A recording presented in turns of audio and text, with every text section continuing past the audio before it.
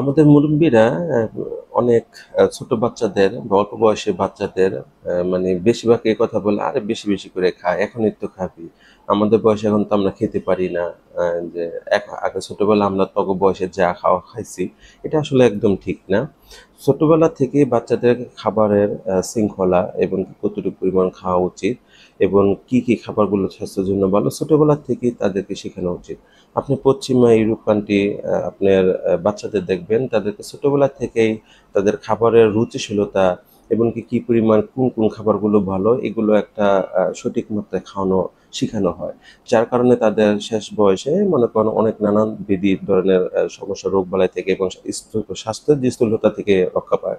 তা আমরাও আমাদের সন্তানদেরকে এই পরিমাণ খাবারগুলো, তাদের কোন খাবারটা খাওয়া উচিত এবং কি পরিমাণ খাওয়া উচিত, ছোটবেলা থেকেই তাদের এই অভ্যাসটা করি।